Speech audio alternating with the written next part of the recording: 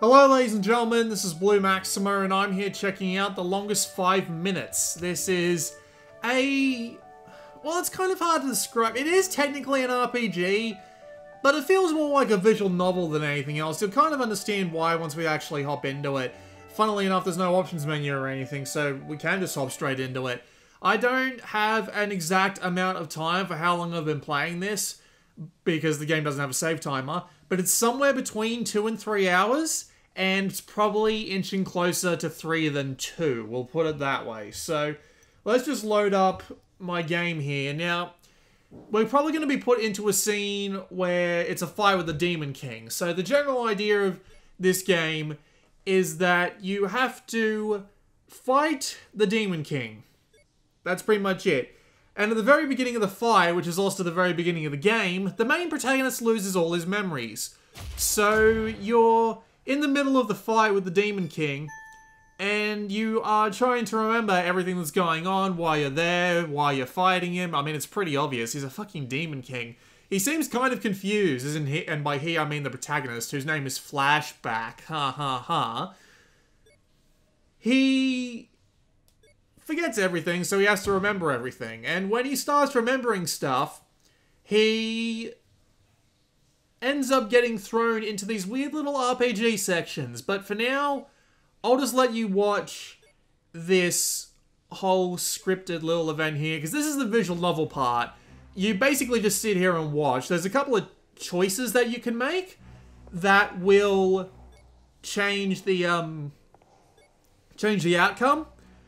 But all of these events seem to be disconnected from the rest of the game, mainly because the stats that are showing on the top left and the stats that show in-game are just completely disconnected from one another, I should say. It's really weird. We'll get to that. As you can see, the time elapse is going up in the corner there. Makes me think I'm about 2/5 of the way through the game, because they call it the longest 5 minutes.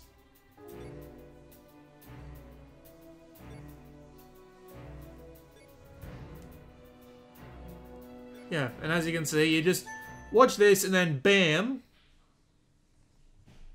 And then you get thrown back into the traditional RPG bits. It's a little weird, but it's an alright idea.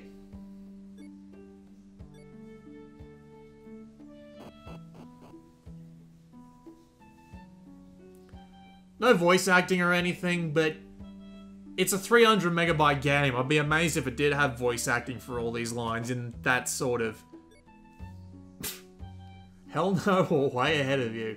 We'll do the right thing.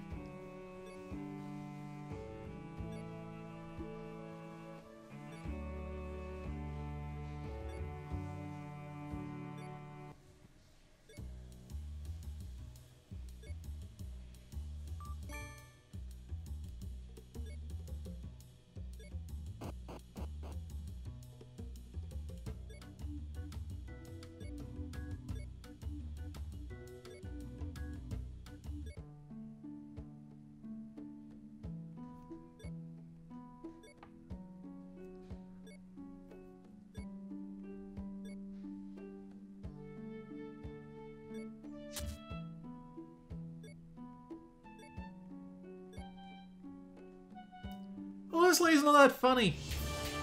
The writing of this game isn't particularly great, honestly. It is rather generic, not particularly memorable, and you barely get any time to dig into the world. And even then, the world itself isn't particularly interesting, and we will eventually get to that.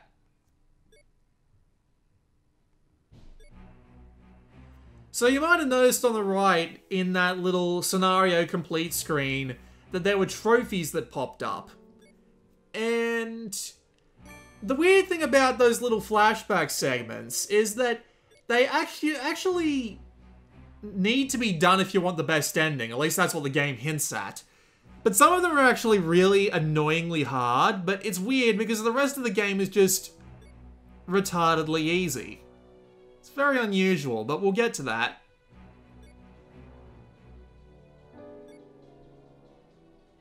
It's going to put us into an... It's going to put us into an RPG bit in a bit. It's funny how it's asking me to pick between the three when I barely know anything about them. We really don't have any time to actually look into their backlog or anything. It's really odd. You would think that they'd be putting in a lot of effort to giving you time with your party mates, especially considering the fact that these are memories, technically, and you could probably find some way to sneak them in there. But in the last 2.5 hours or so that I've been playing of this game, I haven't really got a sense of any of the party members, even the protagonist, which is very odd. Usually you get the general idea of what these characters are like, but they all feel like the same person. It's a little weird.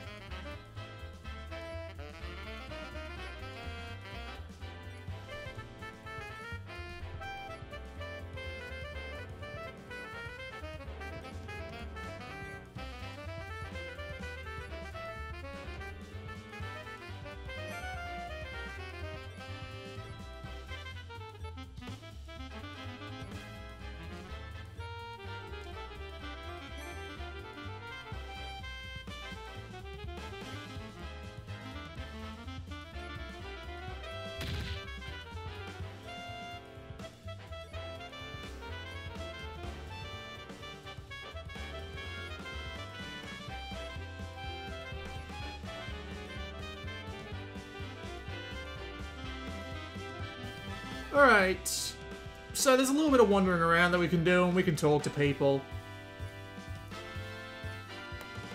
But the real problem is that the entire world of this game is hilariously generic. You have all the really traditional RPG tropes and cliches going on, like being able to wander into random people's houses, talking to people out of nowhere, and out in the middle of nowhere, I should say, and none of them have anything interesting to say whatsoever. There are also quests that you have to do. Like, you can see that we've got a few things we can do here in the mission menu. You do also have magic and equipment and stuff like that, but we'll get into that when we actually get into it. You can also view the world map, and as you can see, we're about halfway through the second island. You go from right to left, which is a little odd, but nothing particularly too bad. So I guess we have to go and go shopping at this point, right? So we need to find 5 herbs and 5 panacea. A little bit odd. Usually they throw me into a section where I get to have a bunch of battles and stuff, but I guess not this time.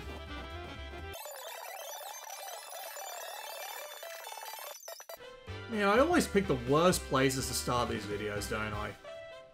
There's gotta be an item shop around here somewhere. There always is.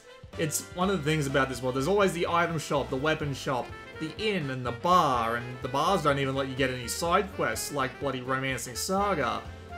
It's just... like, think about every NES-era trope. Oh yeah, here's the item shop. Think about every NES-era shop that... game, I should say, for RPGs. Think of every game like that, and you'll probably get what's in this game. Also, this guy's called Hard Luck. That's just a little bit too much on the nose. Even bloody Flashback is a little bit less ridiculous than this.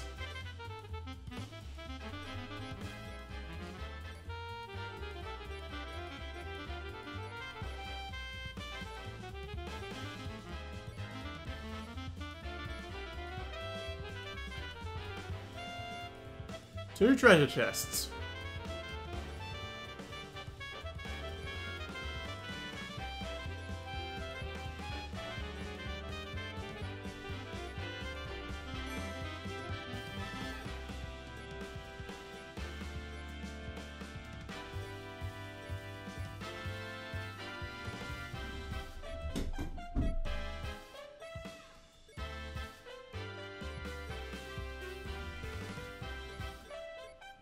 Oh, great. Now it's actually even going to send me into battle. Alright. This shouldn't be too difficult, so let's just head back up to that bloody department store that I probably cut out of this video. And work our way up to the top, because the warehouse is here. I've been to it before, and everything that isn't... Wait, no, it was back on the ground floor. I'm an idiot. Everything in this game that, like, is something that you need to get done sticks out like a sore thumb. Oh, great. Now I have to go talk to one of the owners. This is insane. This is actually the most fetched questy stuff I've done in this entire game so far, and it's not great because the rest of it's been boring as sin anyway. Alright, I have to go talk to the king, right? Well, he's not really the king, but, well, you'll see once we go through here that he is actually a king. His name is also Rich Man.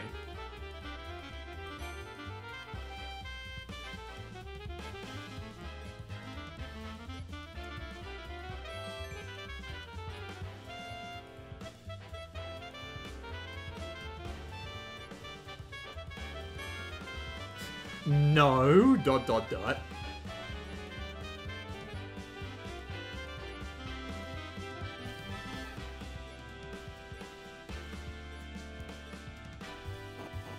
Now see, that could have been a much more entertaining conversation, but it was about exactly what you expect. That's kind of the problem with this game.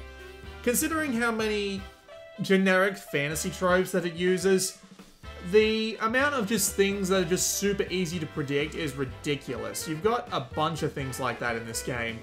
You have to go through dungeons that have the most generic... Oh, Jesus.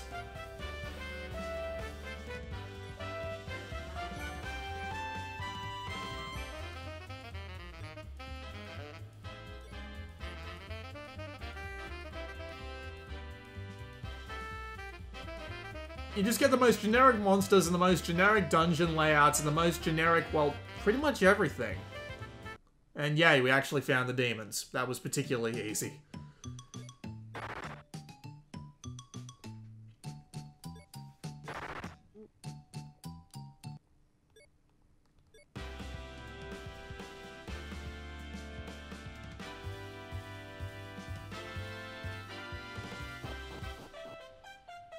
Yeah, I'm guessing they've just made a run for it.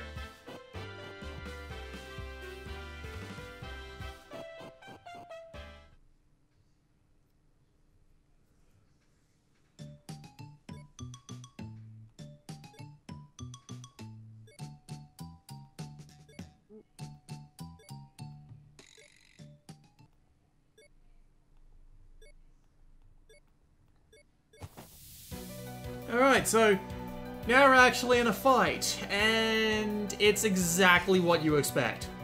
Have you ever played an RPG in your life? This is basically it. If you hit the R button, it lets you see your attack and defense. Hit it again, and it lets you see your other stats.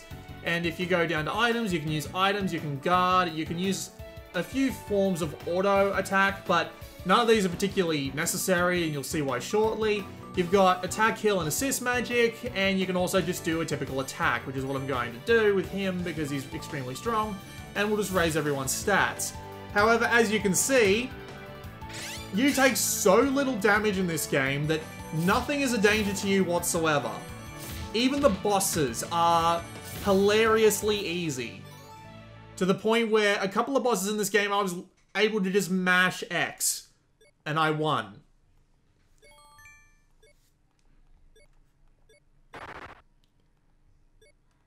And yeah, that's pretty much every battle in the entire game. It is so easy. I literally cannot stress how easy it is.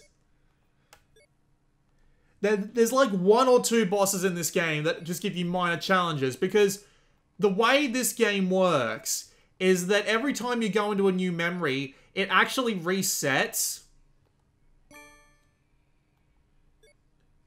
It actually resets not only your level and your HP and your MP, but also your items. So you're always being given stuff that's actually capable of doing the run through of that particular memory. It's really odd, and I don't know why they've done it that way, because it just makes it super easy.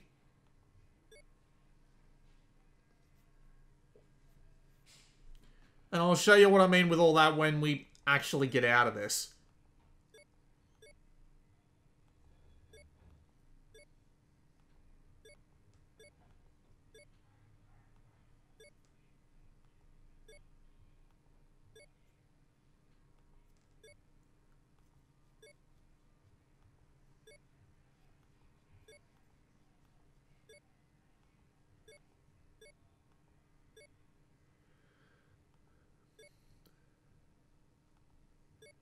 This relationship means absolutely nothing because these characters have had basically no time to be introduced.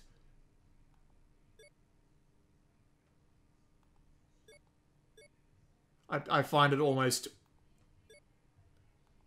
impossible to care.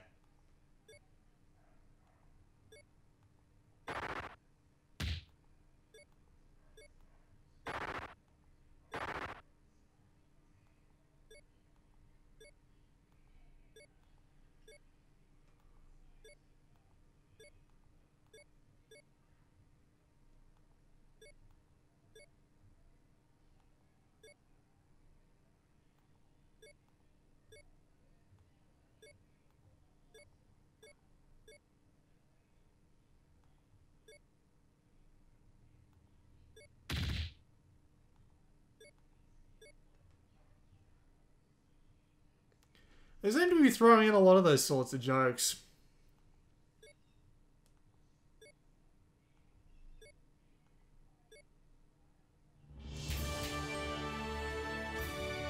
Alright, I'm guessing they want me to actually replay those sections in order to get the rest of the trophies, which is a little weird. You'd think it'd be able to let me try that again. You'd think you'd be able to get them all at once. And now we're back to this.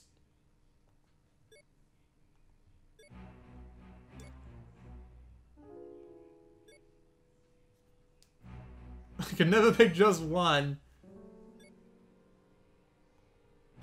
Or I don't have to tell you.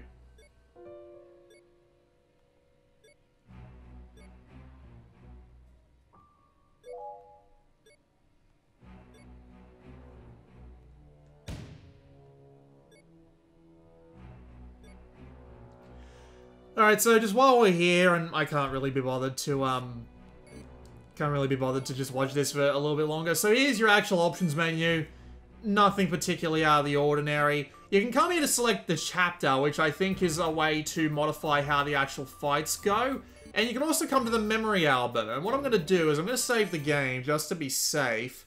And then we're going to load into one of the chapters that's actually a dungeon, and I can show you what this is like. So let's do the one that I just did. But as you can see here, this is how it works. You actually do have a separate re-experience level, but I don't think it actually has anything to do with anything, because it doesn't seem to have come into it yet. But anyway, so you can sort by both level and re-experience, and I think re-experience is just the order they happen in, not so much naturally, but the order they happen in story-wise. And then when you sort it by level, that sorts by how it actually happened in the story, because you don't actually experience it in order. You experience it out of order, Zero Time Dilemma style, and you have to make a thing out of it once you've seen it all. But nevertheless, if we go by re-experience time, I believe the one I'm looking for is hijacking the signal. So we dive into this memory, and it takes us right back here. I'm just going to skip these cutscenes by holding the R button, which is very easy to do. So, yep, we held the R button. Now, if we hit the triangle button, if we hit the square button again, you can come here to check your items and your key items. You can check what magic you've got and use whichever magic you can use outside of that. You can come here to change your equipment, but I would just recommend going strongest on everybody. You do also find items out in the field, and I ended up buying items that I had found in the field twice, so I just stopped buying items. And you can also come here to check the status of everyone. And you do get some of, like, this is as much of an idea of their, like, personality that you get inside this menu here, but yeah, they don't really get much exposure of any kind. But anyway, we're in the world now, and we can actually just wander around and do stuff. So if I hit the square button again and go to my missions, you can see that there's obtain a high score at Naraka's Inn and help the man in the dressing room. We can actually do that just to show you what that's like. But Every one of these major quests here has a side quest. And when you do the side quest, you just get some bonus experience for it. And of course, the better ending and all that. And they're not anywhere near as interesting as the main quest, and the main quest isn't particularly interesting anyway. Like, watch this side quest. Watch how easy this is to resolve. 1, 2, 3, 4, 5, 6, 7, 8. Oh, I wonder who that is. The main way to solve... Whoops. The main way to solve side quests in this game is literally just to look for people with the exclamation points over their heads. You don't even need to worry about finding them, as long as you're just looking for the exclamation points, because as long as you find them, you'll find the way to complete the quest. Everybody else is completely useless, as far as I can tell. So yeah, she just went back there to return the guy's clothes.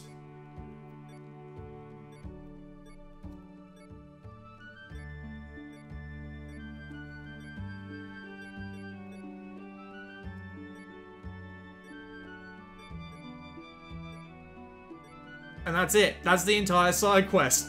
I'm not even joking. I don't know why this is so easy. Like, I've been racking my brain trying to figure out what the hell's going on. Anyway, quest for this area. Get to that red dot to the north of us. I've been trying to figure out why this is all so easy, and nothing's coming to mind. I assume that this was originally created as like a visual novel. Like, this entire concept and this whole thing here of going back and reliving your memories in a shoddy RPG is just something that was brought up to actually turn it into a full game. Because this whole, like, classical RPG thing is just so dull and boring that I legitimately just feel like falling asleep halfway through it. I mean, see how easy this is? I literally just reloaded into this chapter and I can pretty much take everything out in one flippin' turn, if not two. And the bosses, as I said, are actually a fair bit easier than this as well. Like, here's the dungeon. Here's the dungeon, by the way. I'm going to skip this cutscene here. You do get to take along different party members from time to time, but you don't get to hang on to them, so there's no real point in worrying too much about it. We'll swap out Regen, because he's the worst member in the party by far. He's meant to be an attacking mage, but he's not very good at it, let me put it that way. He always takes a lot more damage and can't really throw that much out. It kind of comes to the point in this game where you end up hitting people with spells that they're weak against. That's a down staircase, I apologize. You end up hitting them with spells that the enemy is weak against, and it does less damage than if you just did a melee attack. No, I'm not joking. That's how easy it is. You do more damage just throwing physical attacks at them. It's dumb. I don't know if I missed some kind of... Excuse me for a second there. I don't know if oh yeah, if you ever see those pots, always press X on them. Even if there's like a batch of two sitting together, one of them will always have an item. That is the universal rule of pots in this game. They will always have an item, all the time. It never changes. It's completely predictable.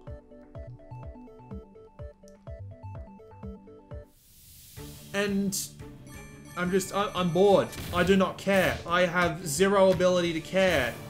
The actual concept is the only even remotely interesting thing about this game, and you could have done it in so many other different ways. Oh look, two pots. Oh wow, one didn't actually have an item in them. Who would have thought? God, every other bloody time except the one time we actually see two pots together. But yeah, the actual concept is the only thing in this game that's even remotely interesting, and you could have done it so much better. Like, it would have been amazing if it was like the protagonist learning time-traveling abilities and going back and doing everything instead of just remembering it differently, including like screwing with the timeline at points just to make things a little more interesting. But they didn't do that. It just reminds me that I need to go play fucking Chrono Trigger. I still haven't played that game. They could have done this in so many different ways, and they instead settled on what turned out to be one of the most dull ways of all. The story itself is not interesting in the slightest. It's so generic that I can't even be bothered. The characters have basically no personality to them outside of like ridiculous stereotypes that are just no fun to actually listen to because they're so predictable, and the actual gameplay is, well, about 20 years out of date. No, actually, that's a lie, because Final Fantasy VII was more complicated than this. Alright, we'll say 30 years out of date, then.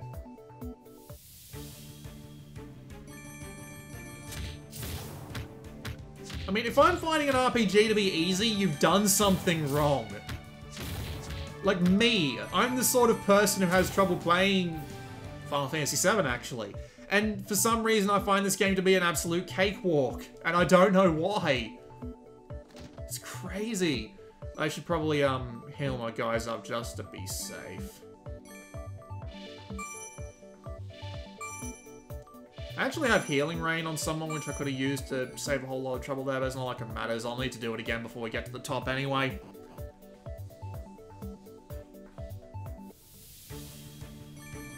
The characters are boring, the world's boring, the story is actually boring because nothing's really happened in it yet. Apparently, since I'm already like 2 minutes of the way through the 5-minute battle, it seems really weird that not so much has happened in this one yet. And what's the deal with this puzzle, by the way? It's just yawning. It's making me yawn. Is that simple? Like, there's not even any attempt to make it even complex. Like, the bloody Pokemon games had more complex sliding puzzles than this game does. I legitimately don't know what's going on.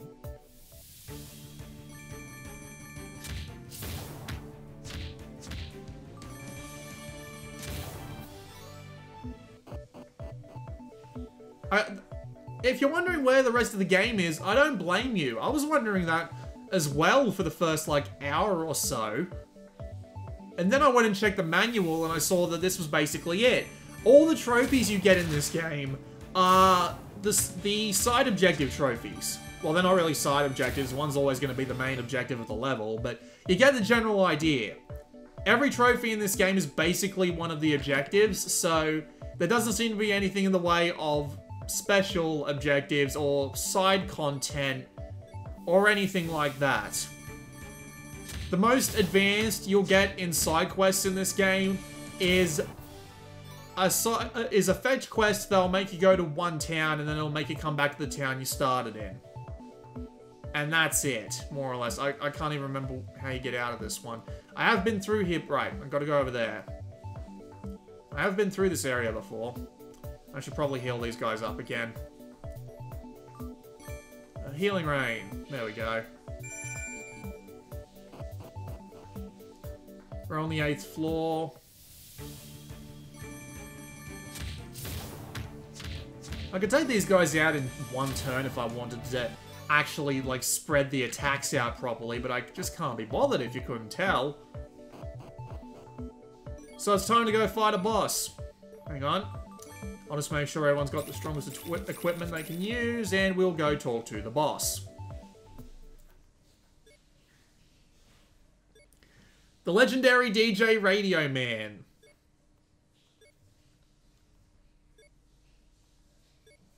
It feels like it has absolutely no imagination. I think that's mainly the problem with it.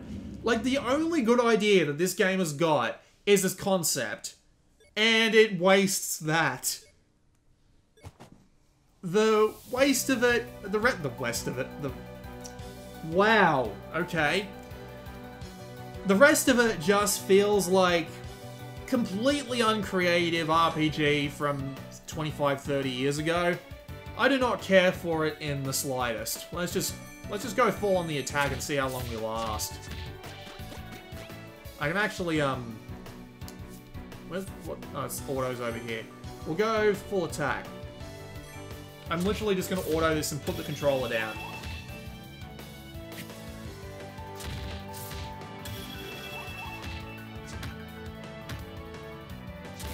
Boss completed! No, I'm not even joking, it's that easy. I literally had one party member confused the entire time and still didn't even come close to losing. There's the level up. You get that... it stays constant across your... whatever memories you decide to replay, but your items and stuff don't. Which is really weird. Like, I don't get why they've done that. Because you might buy like a bunch of herbs thinking, oh, these will be useful later, but then it'll go to the next chapter and they'll all be gone. But some things actually stick around, like your equipment sometimes, but sometimes it doesn't. It's just, like, it says in the game, like they do tell you from the very beginning that it's like, you just don't remember getting rid of it. And that legitimately sounds like the worst cop-out imaginable. You could make this interesting if it was so scattered that you actively had to make an attempt to keep yourself alive through this entire thing because your memories are all over the place. But they don't do that. They just don't do anything interesting whatsoever.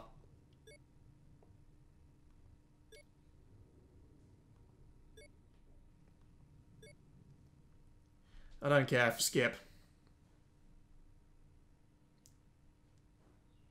And we fade to black, and we get to... Wow, do we really get more XP out of that? Oh, we don't. Okay.